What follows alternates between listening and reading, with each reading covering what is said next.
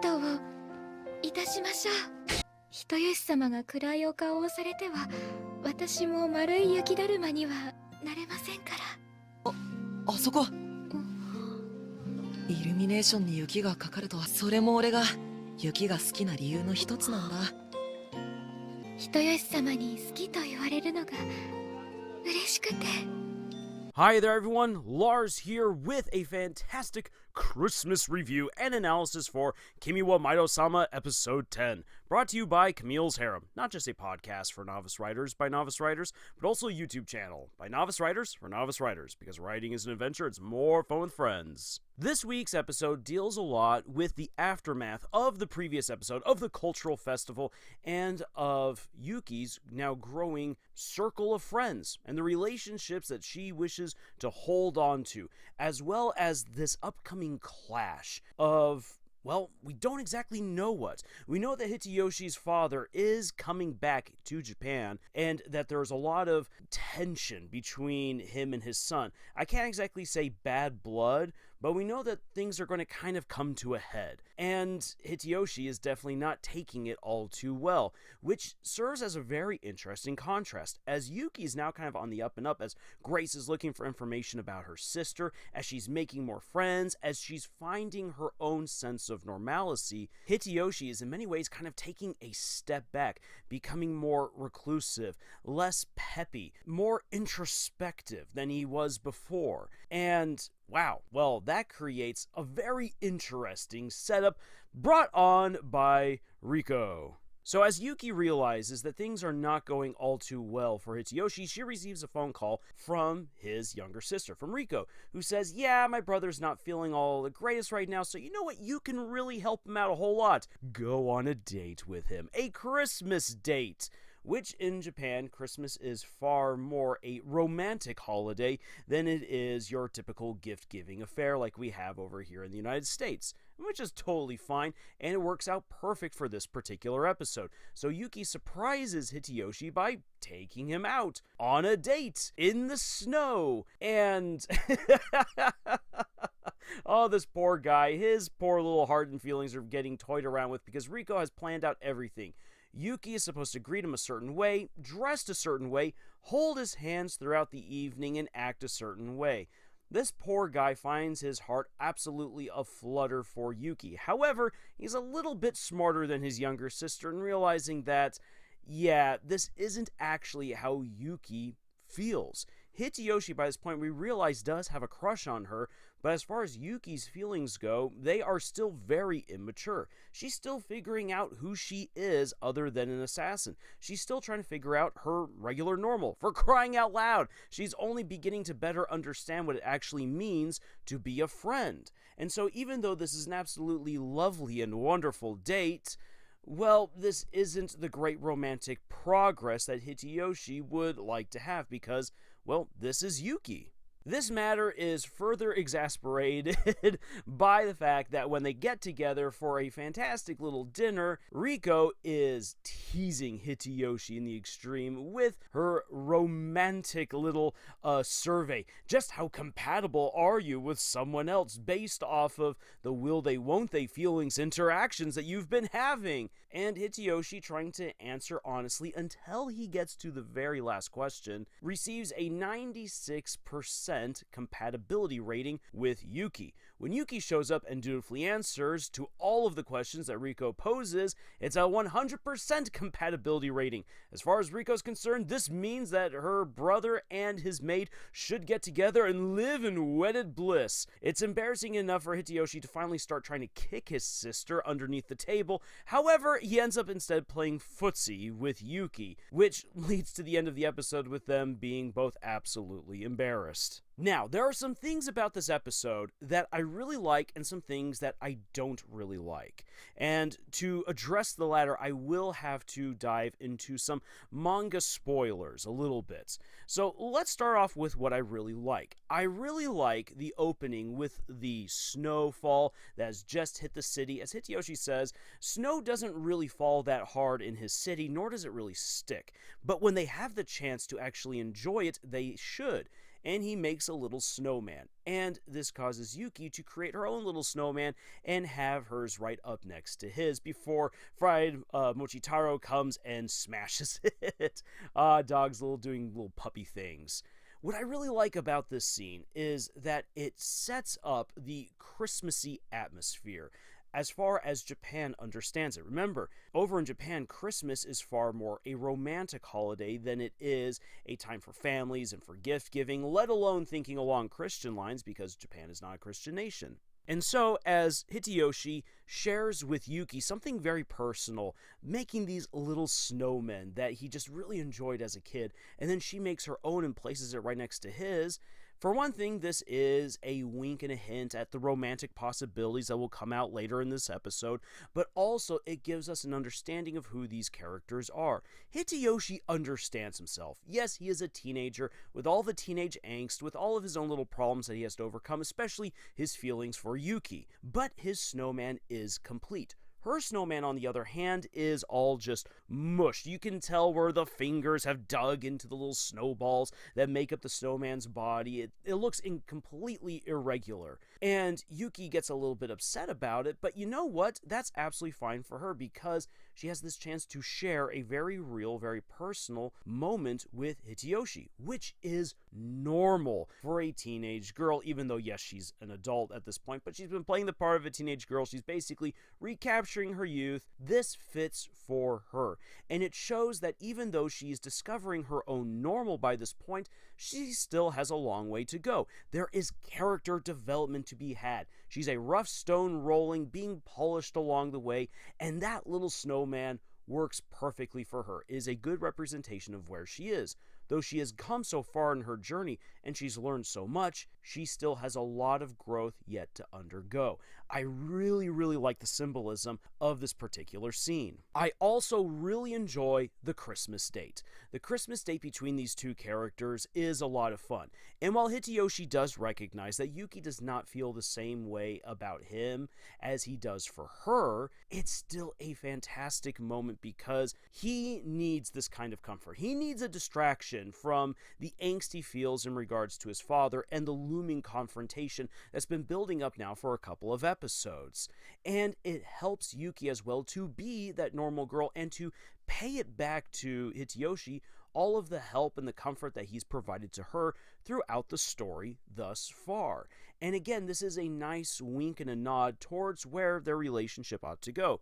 Remember, this is a show that is in part a rom-com, and the anime has definitely leaned more into the rom-com aspects and the supernatural and the tension and the murder, as we've talked about in previous reviews, and so this works really well for what the anime has been doing. It's beautifully animated, it's well voice acted, and you get those fantastic conversations between the two of them. Again, as Hitoyoshi realizes, this is our state, but when Yuki giggles and finds it so funny that he says that the snow is beautiful and her name that he's given to her means the snow, she admits, I know you didn't say it to me, but I can interpret it that way, and it makes me feel just so happy. Which for him makes his little teenage brain go all bonkers. Cue a very real misunderstanding. He's just told himself, no, Yuki doesn't feel this way, and even though she's been very honest, it's that little moment, it's that nugget, it's that ray of hope that's just like, but could it work? Could this relationship work? Which is then why Riko's little love survey is such a knife to the gut and a twist, because it builds on all of those feelings that he's been having. And this works to really heighten the tension and the drama between these characters. It's a very good bit of rom-com affair, and I enjoy how it's utilized. And it fits in well with the Christmas setting. This is something that I have brought up, especially in terms of Halloween stories, but the same goes for Christmas. If you are going to set a story during a specific holiday, actually utilize that holiday with what you know about it, its potential, its possibilities, in order to bring out the most of your story. And with what Japan understands of Christmas and how they celebrate Christmas, we got that in this episode. The one thing that was missing is that they just needed to go to KFC and order themselves a nice bucket of chicken. Now, the things that I don't like about this episode are the omissions and the pacing, as well as one thing that is in the manga as well, that we see adapted here in this show, that it still doesn't work. So let's begin with what they omitted. There is a beautiful shot in the manga where we see that Hitoyoshi and Yuki, after Fried Mochitoro has destroyed her little snowman, that they've made a bunch of other snowmen just for the fun of it. And at the end of their date, as the snow begins melting, because again, the snow doesn't stick very long in the city, Yuki's and Hitayoshi's snowmen fall and lean into each other and begin supporting one another. This is a beautiful artistic representation of, again, how their relationship is growing and how they support each other, and how where one is whole, he can still fall, and how the other one, though she is not quite where she needs to be, can also support him while he supports her. And that's a beautiful aspect of their relationship. That meaningful symbolism is entirely lost in this episode because it's been omitted. And it's something that they didn't even need to necessarily have a bunch of time wasted on. You could have done that within 5 to 10 seconds, and you could have easily have pulled that off. And one big problem in this episode is unfortunately the pacing. There is a ton of stuff that happens after the cultural festival and during winter. There's a ton of little side adventures that they've basically blazed through. And given how we only have 2 episodes left, I'm really left wondering, what are we going to do? I'm pretty certain that the next episode will be the confrontation with the father, which will be very interesting to see go down, and if they decide to lean into some of the supernatural hints and whatnot that comes from the manga. And also it makes me wonder, are we going to get the next big confrontation that is in the manga? Will they have the time to do it? The pacing seems to indicate that they're going to just rush head on into the next confrontation with an assassin from Yuki's past, and that will then round off this season. And I'm not exactly sure how well they're going to be able to pull that off with such limited time. So unfortunately, the pacing really seems to kind of backstab the story at this point.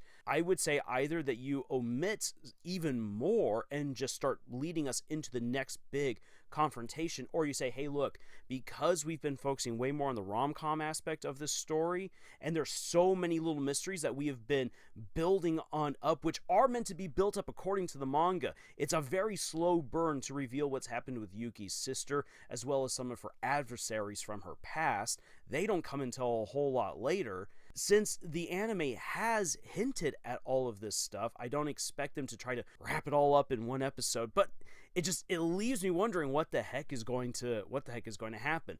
The pacing is throwing me for a loop, and it did feel like everything other than the Christmas date was either kind of rushed or was too much of one thing or the other. Now, finally, the other thing that it just unfortunately doesn't work either in the manga or in the anime is how Yuki gets flustered by Hitoyoshi kicking her under the table, and he's kicking her basically so softly that he's effectively playing footsie. Now, what we know about Yuki is that she doesn't understand enough about social interactions for her to really grasp what something like this ought to mean. So her getting embarrassed doesn't make any sense. Hitoyoshi getting embarrassed by realizing that he's playing footsie with the girl that he likes, yes, that makes sense. But her being embarrassed because she shouldn't actually be able to understand the implications of that interaction, yeah, that's also missing. Plus, there are other elements, other characters to this moment who should be there as well, because this is meant to be in the manga kind of a crescendo of so many interactions and misunderstandings leading up to other really hilarious revelations and the likes, which kind of implies to me that some of the little side stories, which are a lot of fun in the manga, will end up being omitted here in the anime for whatever it is that they wish to do with the father, and potentially either with a wrap-up for the rom-com aspects in the last episode, or introducing the next big assassin that Yuki will have to deal with. Again, it's hard to tell because we're so short on runtime right now within the season. And so, yeah, again, the pacing is a bit of an issue. It's throwing me for a loop. But really coming back to it, Yuki should not understand what is really going on here, at least in terms of social faux pas. Hitoyoshi does, and that makes sense for his embarrassment. It doesn't make sense for hers. And so this is kind of a forced rom-com moment that, while everything else flows really well, this unfortunately just doesn't. And so what should I say overall about this particular episode? Well, I'll say this. The Christmas date is great, and enjoy the episode for that. If you want the full effect of this particular arc that this episode has covered, please go and read the manga. There's so much more information, so many other great interactions, and just beautiful artwork. And what's the great writing advice that we can then pull from this episode, from both the good and the bad? Well, again, pacing is really difficult, but this is what I will say, is that if you are going to focus on romance, please give it time to cook. Please make sure that you're taking your time with these characters so that way these things make sense. Because if they don't make sense because you're just speeding your way through to get to the good steamy bits, the romance is unearned and people really won't care. Yeah, sure, there'll always be those people who are there to have their rice steamed by your hot, spicy moments. But you know what? Those moments are a dime a dozen. They're often quickly forgotten, and we want you to be able to write a story that will be remembered and loved by everyone who interacts with it. So please take your time to build up the romances that you wish to have within your stories. Another thing is this, think about it logically. Yes, romance is fun, it's bombastic, it is confusing sometimes. However, you need to understand who your characters are and understand what they understand. Miscommunications in romance are something that I enjoy, so long as it's not abused, so long as it doesn't happen all the time and characters are just way too dense. And with a character like Yuki, who's learning to be a normal girl and doesn't understand some social faux pas, again, she shouldn't understand the implications of playing footsie under the table. It would have been a whole lot more fun if she kicked back and sent Hitoyoshi flying and then was embarrassed by that, while he's embarrassed by the fact that he just realized, oh my gosh, I was playing footsie with Yuki, and then Riko's like, what happened? What happened? What happened? The humor would have landed better, and it would have worked well with what these who these characters are and with what they know. And so that's something that you should consider for your own rom-com moments, is that who are these characters, what do they know, and how would they actually react in these specific situations. Don't make your characters not act like themselves, so that way you can have a funny or cute moment. If you want that moment, you can have it, just make sure that you properly build up to it. So, with all of that being said, I hope that you've been enjoying Kimi Wa Meido Sama, and I hope that you found this review and analysis insightful. And if you'd like to support the work that we do here, your subscription is always appreciated, or you can check out the books that we ourselves have published. Links for them are in the description below. Otherwise, thank you so much for joining us on this incredible adventure that we call writing, and until the next video, y'all, tschüss.